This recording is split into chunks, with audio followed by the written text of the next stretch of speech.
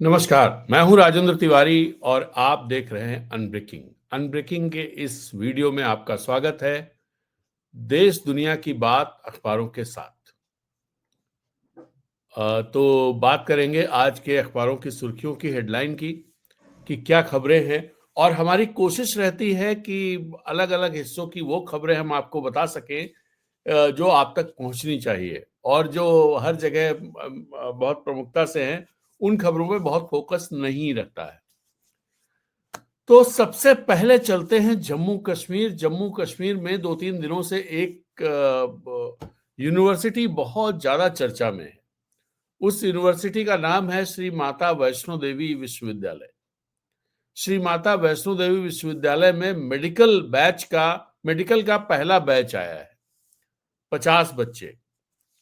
दरअसल नीट के जरिए उसका एडमिशन होता है, और वो यूनिवर्सिटी राज्य सरकार की यूनिवर्सिटी है, और नीट के जरिए उसमें एमबीबीएस में एडमिशन होता है। 50 सीटें वहां पर राज्य के बच्चों के लिए हैं जो अनारक्षित हैं। और जो जो सूची निकल के आई उसमें 42 मुस्लिम बच्चों का एडमिशन हुआ, 7 हिंदू बच्चों का, 1 सिख का। तो इस तरह से 50 सीटें हुई। 85% कोटा जो है वो जम्मू कश्मीर के बच्चों का है। तो 85% कोटा जो जम्मू कश्मीर के बच्चों का है, उसको लेकर के ही हल्ला मचा हुआ है। भारतीय जनता पार्टी के सुनील शर्मा, जो विपक्ष के नेता हैं, उन्होंने लेफ्टिनेंट गवर्नर मनोज सिन्हा को से मांग की है कि इस यूनिवर्सिटी की सभी सीटें हिंदू बच्चों के लिए आरक्षित की जानी चाहिए।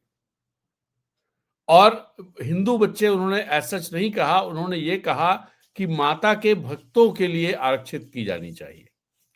बात बहुत साफ है कि चूंकि श्री माता वैष्णो देवी के नाम पर विश्वविद्यालय है, और वहां पर जो दान आता है उसका एक हिस्सा इस विश्वविद्यालय में आता है, तो इसलिए, और चूंकि वो दान देने वाले लोग माता वैष्णो देवी के भक्त हैं, तो इसलिए माता वैष्णो देवी के भक्तों को इसका फायदा मिलना चाहिए और किसी को इसका फायदा नहीं मिलना चाहिए।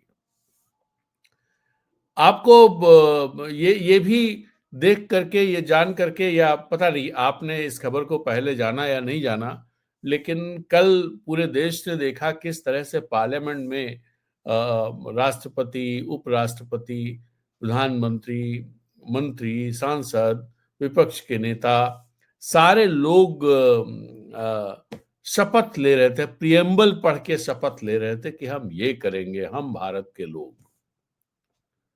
और पूरे देश में जगह जगह कार्यक्रम, स्कूलों में, यहाँ वहाँ यूनिटी मार्च, ये दुनिया भर की बहुत सारी चीजें आयोजित की जाने लगी कि संविधान को लेकर के, संविधान की हम समर्पित हैं, हमारी श्रद्धा जबरदस्त है, उसका प्रदर्शन भारतीय जनता पार्टी के आने के बाद से जबरदस्त तरीके से हो रहा है।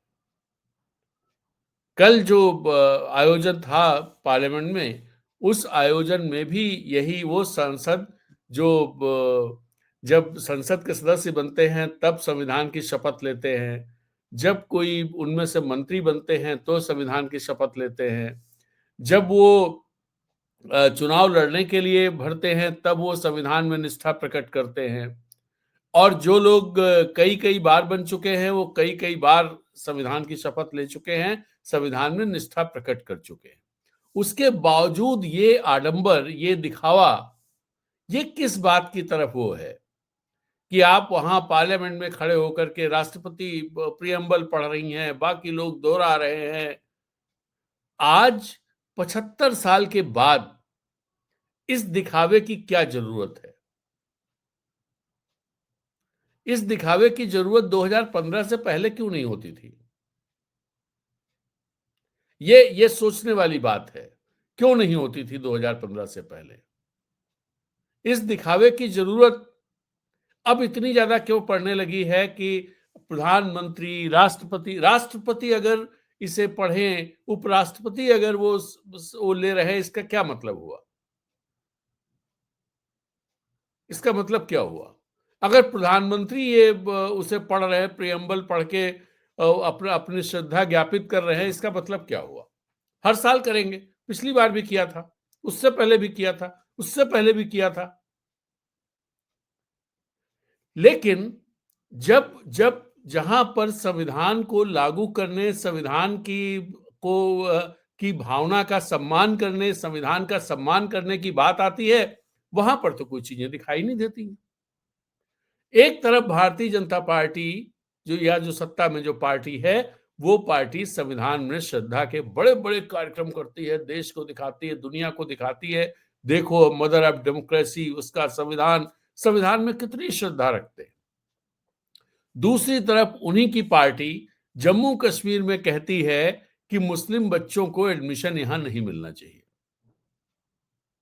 आपको मैं एक एक जानकारी और दे दूं कि जम्मू कश्मीर की जो आबादी है, उसमें 67% आबादी करीब मुस्लिम्स की है, 67%।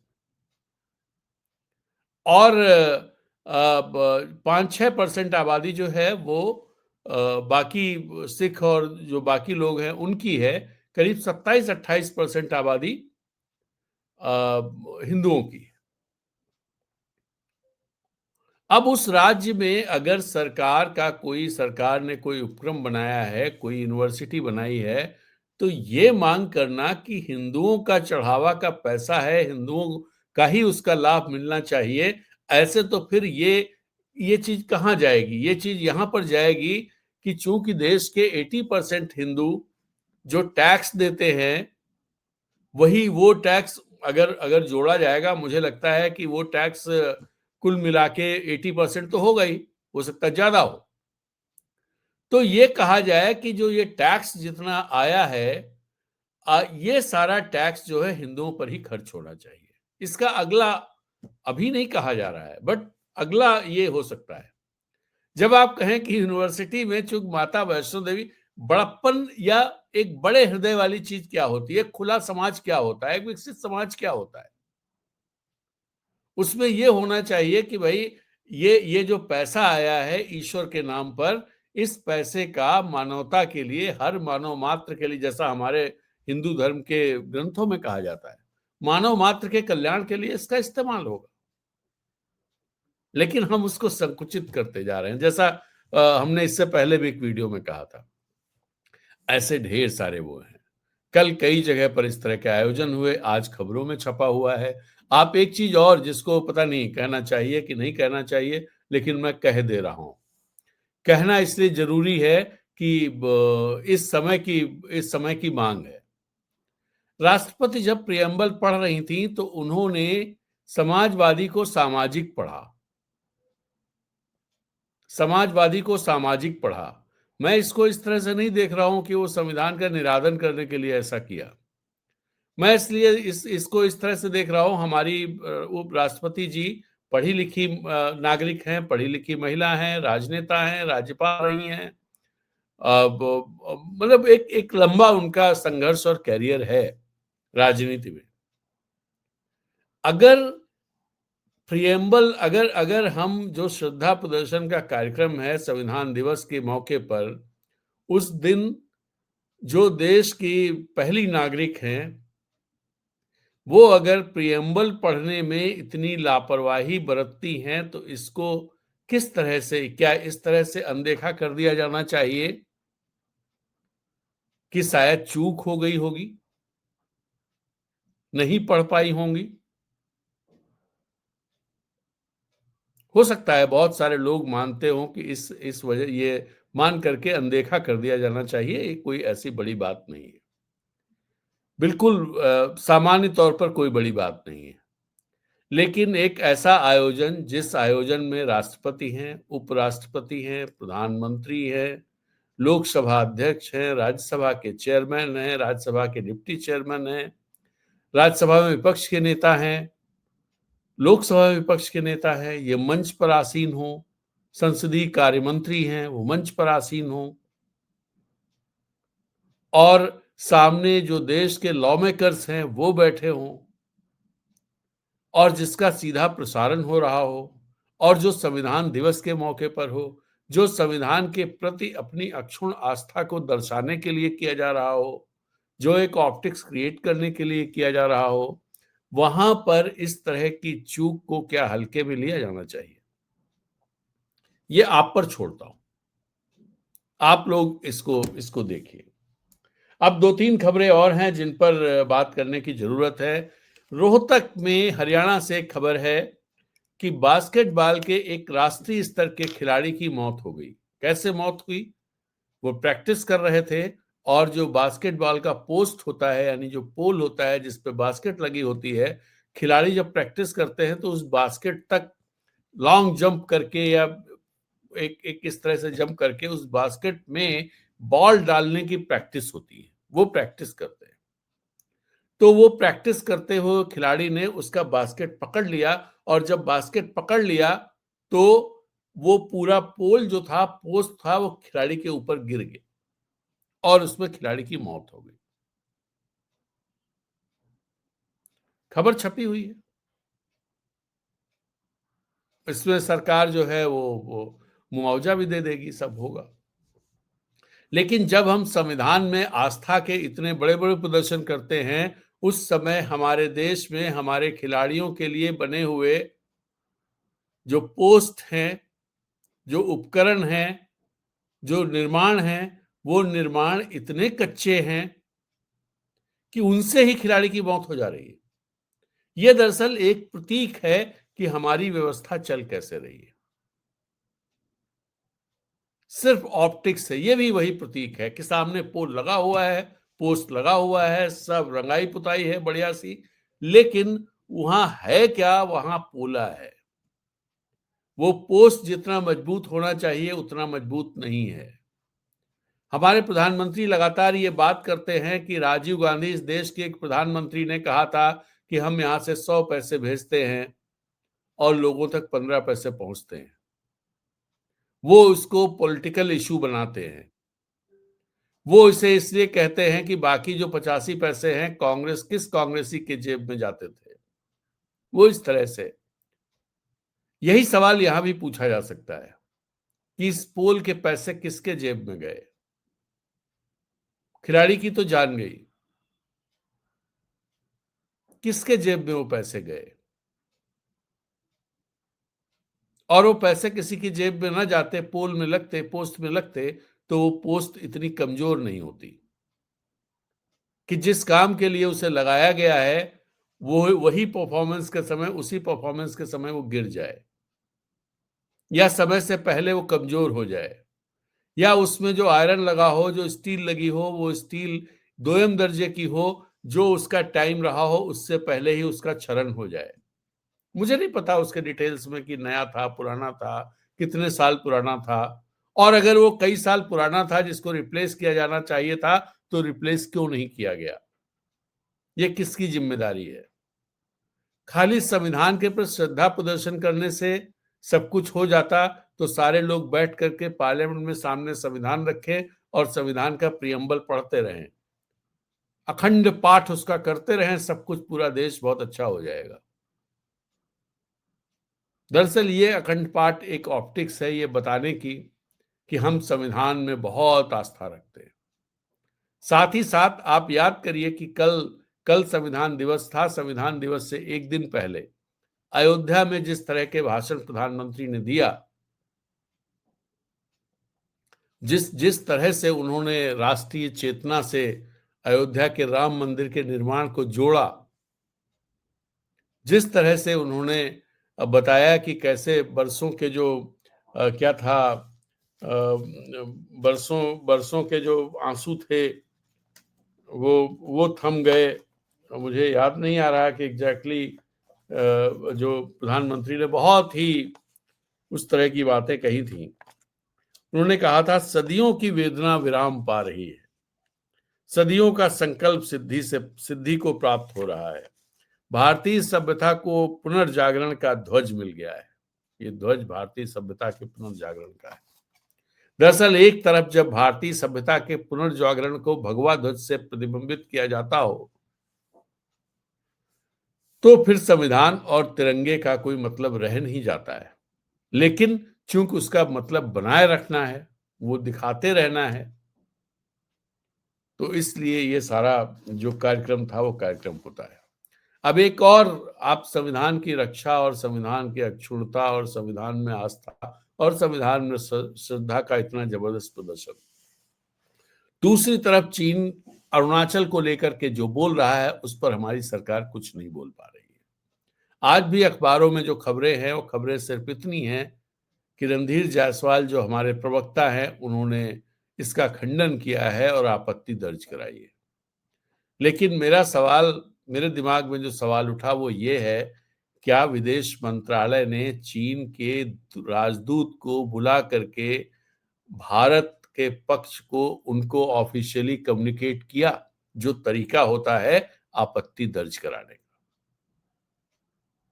और अगर ये नहीं किया है तो ये सिर्फ बयान बयान खेले टाइप मामला है। चीन ने बहुत साफ कर दिया है कि ये हमारे दक्षिण तिब्बत है ये, और हमने कोई ऐसा काम नहीं किया। चीन ने बहुत साफ तौर पर ये कहा है कि पहले जो कहा था उसके बाद उन्होंने सफाई दी है कि हमने कोई ऐसा काम नहीं किया है।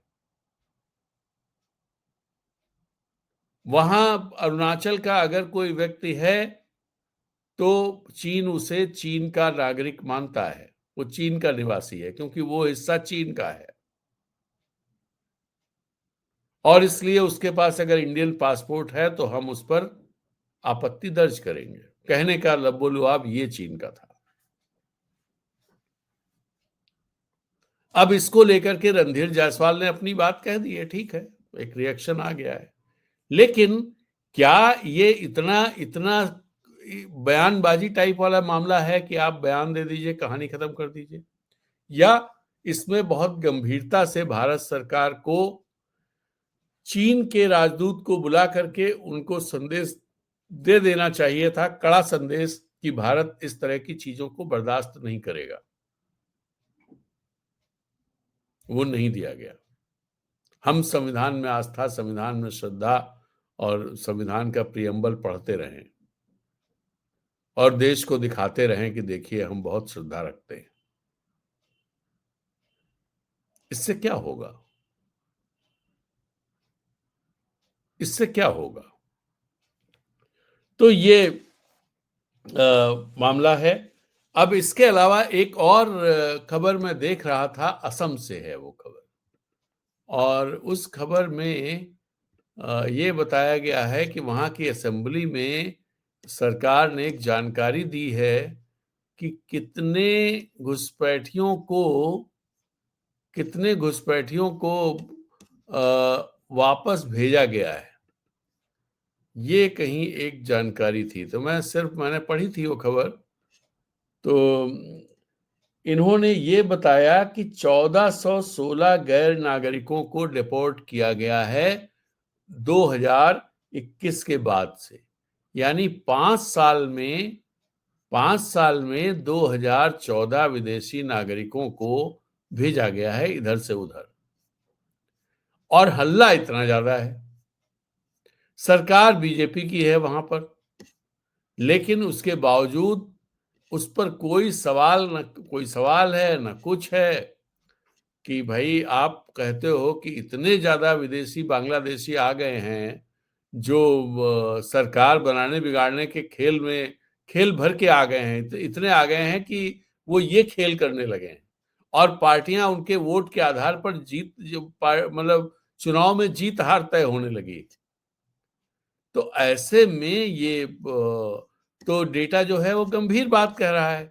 गंभीर बात ये कह रहा है कि आप जो बातें कहते हैं, सरकार जो बात कहती है, हमारे गृह मंत्री जो बात कहते हैं, हमारे प्रधानमंत्री जो बात कहते हैं, जमीन पर वैसा कुछ है ही नहीं। जमीन पर वैसा कुछ है ही नहीं। तो ये दोनों चीजें कैसे हैं दोनों चीजें? ये तो समझने की बात है कि भाई फिर ये इशू इतना बड़ा क्यों है? ये इशू इतना बड़ा क्यों है? ये सवाल जनता को पूछना चाहिए अपनी सरकार से, अपने चुने हुए प्रतिनिधियों से जो ये सवाल खड़ा करते हो। उनसे ये सवाल जरूर पूछना चाहिए कि भाई इतना बड़ा इशू है क्यों ये? जब आपकी सरकार, आपकी पार्टी केंद्र में भी है, राज्य में भी है, आपने एनआरसी किया, सब कुछ किया और उसके बाद उपलब्धियों के नाम पर आपके पास ये है कि 1416 गैर भारतीय नागरिकों को डिपोर्ट किया गया। तो फिर ये जो बात कही जाती, जो गृह मंत्री और प्रधानमंत्री और असम के मुख्यमंत्री और दूसरे भारतीय जनता पार्टी के नेता कहते हैं कि ये जो है इतनी बड़ी संख्या में लोग आ गए हैं, घुसपैठ हो गई है कि यहाँ पर कांग्रेस या दूसरे विपक्षी दलों की सरकारें बनवाने में उनका रोल रहता, चुनाव जितवाने में उनका रोल रहता है और इसीलिए ये लोग चुनाव जो है वो ये लोग बांग्लादेशी घुसपैठियों को वोटर लिस्ट में बनाए रखने के लिए आंदोलन करते हैं, ऐसा कहना है। तो ये खबर है, ये हाँ, ये खबर थी। और एक और बड़ी इंटरेस्टिंग खबर है, वो खबर ये इंडियन एक्सप्रेस में छपी है, कल टाइम्स ऑफ इंडिया में थी, मुझसे चूक हो गई, मैं कल बता नहीं पाया। वो खबर ये ईडब्ल्यूएस कोटे को लेकर क्या खेल चल रहा है। ईडब्ल्यूएस मतलब इकोनॉमिक वीकर सेक्शन, इनका कोटा 10% है, मेडिकल एडमिशन में भी है। तो ये स्टोरी ये है कि ये जो जिन्होंने एमबीबीएस में ईडब्ल्यूएस का फायदा उठाते हुए एडमिशन लिया, 148 ऐसे स्टूडेंट्स हैं, around 148 students from the EWS category have secured the usually. अब ये इन लोगों ने एमबीबीएस में एडमिशन लिया था ईडब्ल्यूएस कैटेगरी का रिजर्वेशन का फायदा उठाते हुए। ईडब्ल्यूएस मतलब ये हो गया कि जो इकोनॉमिकली वीकर सेक्शन है, जिनकी एनुअल इनकम जो फैमिली की एनुअल इनकम 8 लाख है, 8 लाख या उससे कम है। अब इन बच्चों ने जो है एमबीबीएस करने के बाद मास्टर्स के लिए फिर नीट देना होता है, तो वहां पर इन्होंने ईडब्ल्यूएस में अप्लाई किया था। ईडब्ल्यूएस में जब इनका सिलेक्शन उसमें भी नहीं हुआ, इनका जो मार्क्स थे वो बहुत कम थे, ईडब्ल्यूएस की मेरिट में भी ये लोग नहीं आए, तो इन लोगों ने अपना कोटा एनआरआई कोटा कर दिया।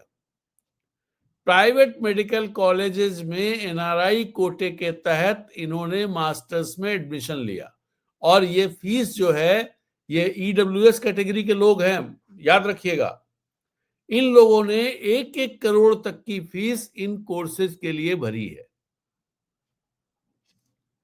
तो ये जो पूरा खेल है ईडब्ल्यूएस वाला, आप सोचिए, हम बहुत सारे लोग मेरिट मेरिट मेरिट मेरिट की बात करते हैं।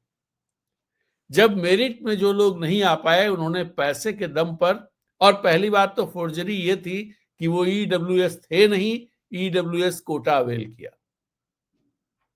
और ईडब्ल्यूएस में भी जब नहीं आए तो उन्होंने अपने पैसे का दम दिखाया और एनआरआई कोटे का इस्तेमाल करते हुए एनआरआई कोटे के जरिए सीट हासिल कर ली।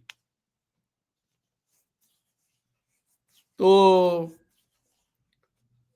इन्होंने जो एनआरआई कोटे के जरिए सीट है, इसके बारे में बड़ी इंटरेस्टिंग जानकारी दी हुई है। When you investigate the matter, ये कहा किसने है? ये कहा है doctor Praveen Shingare, former head of Maharashtra department of medical education and research. इनका कहना है कि when you investigate the matter, the candidates say that their uncle, aunt or other family members are sponsoring their education, or a trust is funding it, or they have secured a loan. What do you do then? The first rank to avail such a paid management or NRI quota seat belonging to a candidate from the EWS category is close to 12,000 at JSS Medical College in Karnataka. The last rank to get such a seat is close to 1.13 lakh at the Krishna Institute of Medical Science in Karar. Most of these seats belong to highly sought after specialties such as general medicine, general surgery, and anesthesiology. These seats were also in private colleges, mainly from Maharashtra, Karnataka, Tamil Nadu.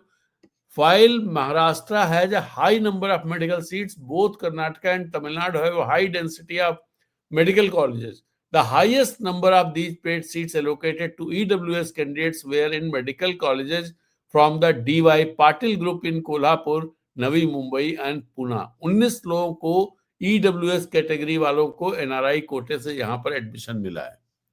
ये again फिर वही बात है। मैं बिल्कुल इसको उससे जोड़ूंगा कि जब आप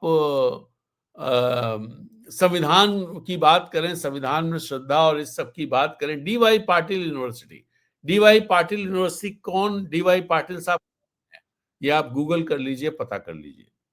और अगर आप ढेर सारी चीजों का पता करेंगे तो बहुत बहुत बहुत चौंकाने वाले नतीजे सामने आएंगे, चौंकाने वाले नतीजे सामने आएंगे कि कौन कौन लोग हैं जो इस तरह के धंधे में लगे हुए।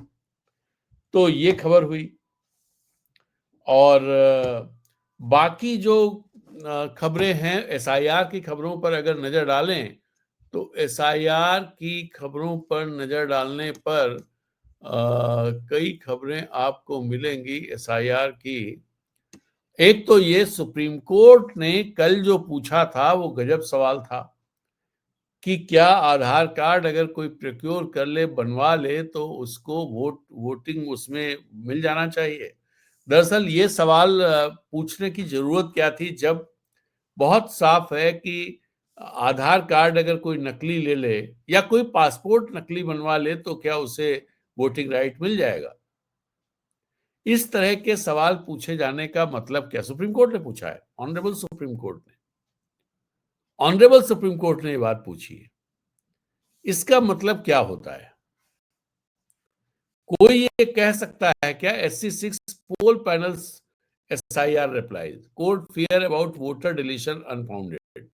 एक ये तो अलग मामला है कि सुप्रीम कोर्ट वेंसडे को directed the election commission and poll panels of Bengal and Kerala to file the counter affidavit on separate petitions by 2 states and some organizations challenging or seeking a deferment of the special intensive revision of electoral rolls। इसको लेकर के तो ये सब चीजें हैं। बीएलओज, उत्तर प्रदेश में बीएलओज ने इस्तीफा देना शुरू कर दिया है। आज एक खबर लगी हुई थी भास्कर में एक खबर है डिटेल वाली, वो खबर थी सर जान जा रही है, हेडलाइन लगाई है इन्होंने। और इसमें कहा गया है कि चिंता के तहत 22 दिन में 7 राज्यों में 25 बीएलओ की मौत हो चुकी है। और समस्या के तौर पर इन्होंने लिखा सबसे ज्यादा 9 की जान मध्य प्रदेश में गई, यूपी गुजरात में 4-4। यूपी में मरने से पहले कहा था ओबीसी वोट काटने का दबाव है। ये बहुत इंपॉर्टेंट वो है कि उत्तर प्रदेश के गोंडा जिले में सोमवार को जहर खाकर जान देने वाले बीएलओ व शिक्षक विपिन यादव के पिता सुरेश यादव ने प्रशासन पर गंभीर आरोप लगाए हैं। उन्होंने कहा बेटे ने मरने से पहले फोन पर कहा था कि एसडीएम और बीडीओ वोटर लिस्ट से ओबीसी मतदाताओं के नाम हटाने और सामान्य वर्ग के नाम बढ़ाने का दबाव बना रहे हैं। मना करने पर उसे निलंबन और गिरफ्तारी की धमकी दी गई है।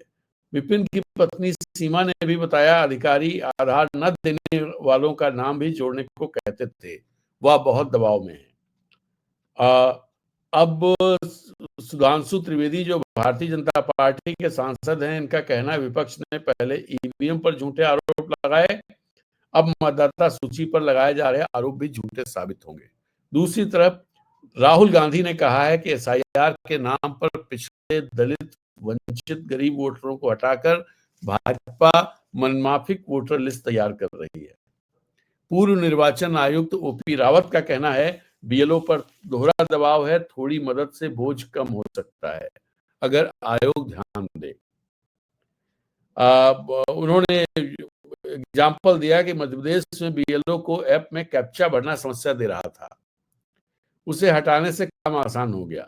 बड़ी संख्या में फॉर्म अपलोड करने से सर्वर बैठ जाता है। ऐसे में फॉर्म अपलोड करने का काम रात में करके इसे ठीक किया गया। टीचर्स पर स्कूलों में दिसंबर में कोर्स पूरा करने का भी दबाव है, डेडलाइन सिर पर है। बीएलओ अपने स्तर पर समाधान निकाल रहे हैं, जबकि यह काम सिस्टम को करना चाहिए था। ये ओपी रावत का कहना है। और सुप्रीम कोर्ट ने कहा है कि एसआईआर कोई पहली बार तो हो नहीं रहा है, इसके आधार पर चुनौती नहीं, ये पहली बार हो रहा है, इस आधार पर चुनौती नहीं दी जा सकती है कि इससे पहले नहीं हुआ है इसलिए इसको रद्द कर दिया जाना चाहिए, ये बात कही। टीएमसी ने दावा किया है कि एसआईआर के चलते पश्चिम बंगाल में 34 लोगों ने जान दी है। पश्चिम बंगाल के मंत्री अरूप विश्वास ने कहा, और भाजपा के अमित मालवीय ने कहा कि तृणमूल के दबाव में फर्जी और संदिग्ध नाम जोड़े जा रहे हैं। तो ये कहानी इस तरह से चल रही। एक और इंटरेस्टिंग खबर है, उसको भी जोड़ने की जरूरत है, समझने की जरूरत है। कल केंद्रीय मंत्री जो पीएमओ से जुड़े हुए हैं, साइंस टेक्नोलॉजी से जुड़े हुए हैं, वो आईआईटी बॉम्बे में थे। उन्होंने अपने भाषण में ये कहा कि जहां तक आईआईटी बॉम्बे की बात है, भगवान का शुक्र है इसका नाम अब भी यही है, आपने इसे मुंबई नहीं किया। इसको लेकर के देवेंद्र फडणवीस ने पहले तो राज ठाकरे ने इसको लेकर के जबरदस्त आपत्ति जताई और उन्होंने कहा कि ये हर चीज को गुजराती बना देना, मतलब ये उस तरह के उसमें ये लोग हैं, मराठी उस चीजें इनको भाती नहीं है, ये हर जगह गुजरात बना देना चाहते हैं और ये बर्दाश्त नहीं किया जाएगा। दूसरी तरफ ये जब कंट्रोवर्सी शुरू हुई, राज ठाकरे का बयान आया, तो उसके बाद वहां के मुख्यमंत्री देवेंद्र फडणवीस ने कहा है कि वो पीएम और शिक्षा मंत्री को पत्र लिख करके आईआईटी बॉम्बे का नाम बदल के आईआईटी मुंबई करने का आग्रह करेंगे, मांग करेंगे। लेकिन बात यह है कि आईआईटी मुंबई, आईआईटी मद्रास, मतलब आईआईटी बॉम्बे, आईआईटी मद्रास, ये दोनों ऐसी जगहें हैं जहां पर शहरों का नाम बदल गया है, लेकिन आईआईटी मद्रास ही है, वो आईआईटीएम ही कहा जाता है उसे, और ये आईआईटी बी ही है, आईआईटी बॉम्बे, मुंबई नहीं किया गया है। अब अगर यहां पर ये होगा तो स्टालिन कहेंगे कि साहब मद्रास का नाम बदल करके आईआईटी चेन्नई किया जाना चाहिए, और ऐसे फिर और जगहों पर भी इस तरह की मांग शुरू हो सकती है।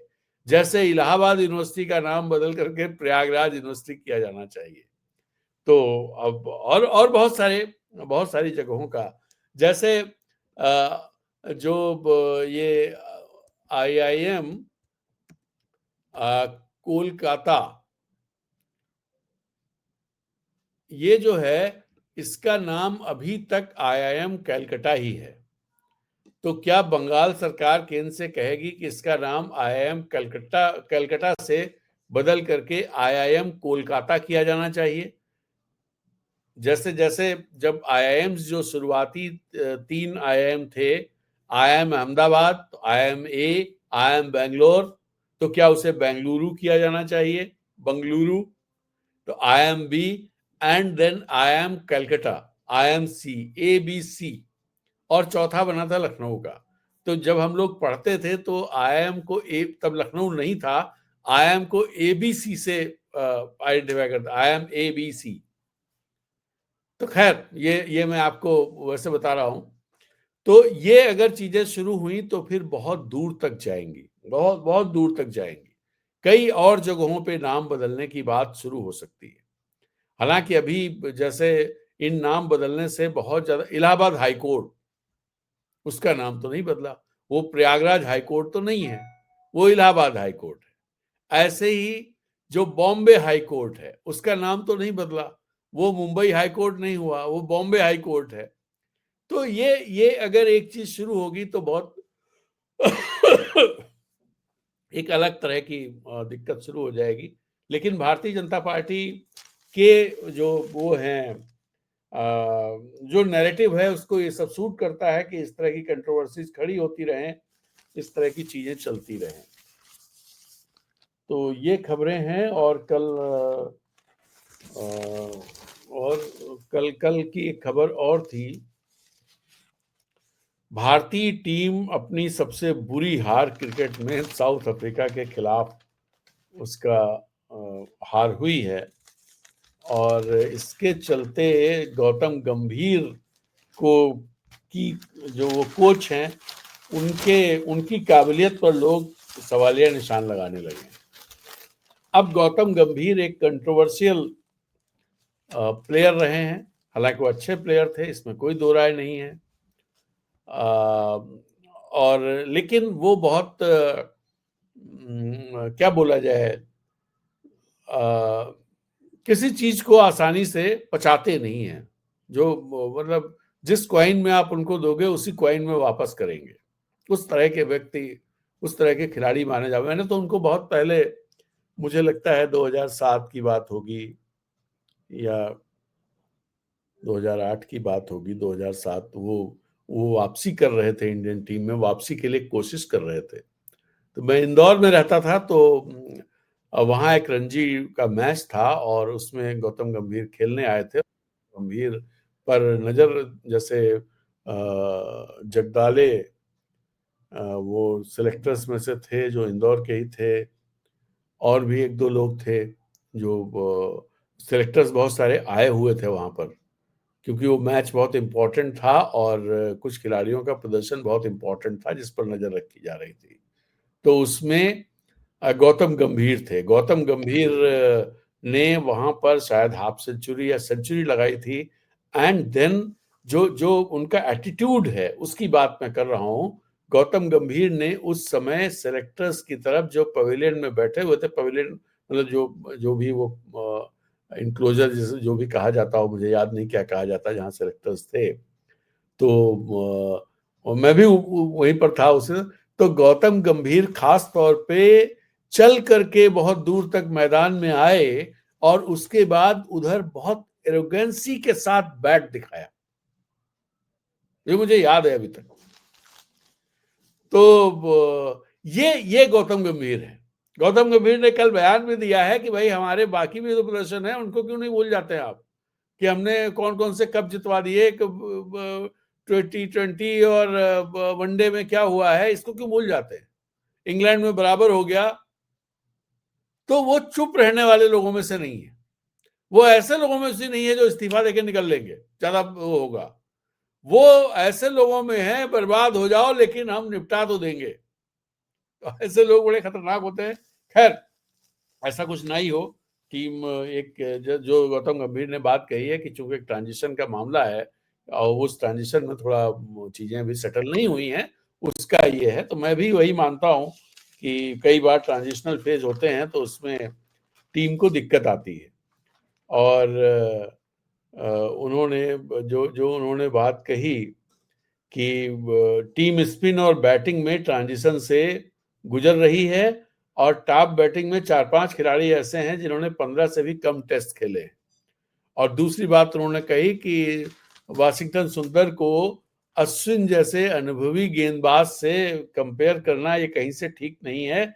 ये सुंदर के साथ जो है वो नाइंसाफी है। तो ये सब बातें हैं।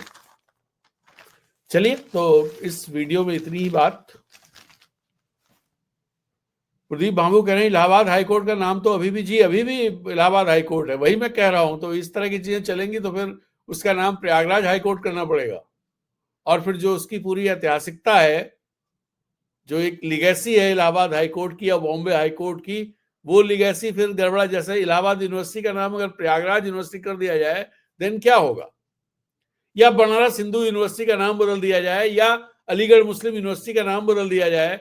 कल को कुछ लोग आए और वो कहें साहब ये बनारस हिंदू यूनिवर्सिटी क्यों है, इसका नाम बदला जाना चाहिए। कल को कोई कहे अलीगढ़ मुस्लिम यूनिवर्सिटी, हम तो टॉलरेट ही नहीं कर सकते हैं। कि उत्तर प्रदेश और ब्रज प्रदेश और उस प्रदेश में ये अलीगढ़ मुस्लिम यूनिवर्सिटी हो ही नहीं सकता। जैसे अभी माता वैष्णो देवी वाले में कहा जाता है कि भाई इसमें मुस्लिम बच्चों को एडमिशन ही क्यों होना चाहिए, तो माता वैष्णो देवी की यूनिवर्सिटी है। तो वैसे ही कह सकते हैं तो ब्रज भूमि है, यहाँ पर कैसे अलीगढ़ मुस्लिम यूनिवर्सिटी हो सकती है। तो ऐसे लोग अगर आए तो फिर वो जो इतिहास पूरा, दरअसल ये जो नाम, ये जो संस्थान, ये जो बहुत सारी चीजें हैं, वो एक इतिहास जो जो कहें हिस्टोरिकल मेमोरीज, जो ऐतिहासिक स्मृतियां हैं, जो रिकॉर्ड हैं, जो दस्तावेज हैं, उनको भी कैरी करते हैं। अब दिक्कत क्या है कि इस गवर्नमेंट की, मैं थोड़ा अलग बात कर रहा हूं, इस गवर्नमेंट की दिक्कत यह है कि जो लोग इस समय सत्ता में हैं वो ऐसे किसी हर स्मृति को पोंछ देना चाहते हैं, क्योंकि ये स्मृतियां उनके अनुकूल नहीं हैं। इन स्मृतियों में वो कहीं नहीं है, तो इसलिए इनको पोंछ देना चाहते हैं कि भैया ये हटाओ यार, ये सब क्या बकवास है, हटाओ सब, इसमें हम तो ही नहीं कहीं। तो जब हम नहीं है तो वो कैसे चलेगा। जैसे कुछ दादा टाइप के जो लोग होते हैं, क्रिकेट मैच हो रहा होता है जो मोहल्ले वल्ले के, तो कहते हैं भैया बैटिंग हम ही करेंगे, और नहीं करेंगे तो खेल नहीं होने देंगे। तो वही वाला मामला है कि खेल ही बंद करो यार, सब हटाओ, पिच हटाओ यहाँ से। अब हम ही नहीं है तो कैसे होगा। तो वही कहानी चल रही है। तो चलिए आज की बात यहीं समाप्त करते हैं और फिर मिलेंगे एक नए वीडियो में नई बात के साथ। तब तक के लिए इजाजत दीजिए। नमस्कार, आपका दिन शुभ हो। Have a nice day. नमस्कार, जय हिंद।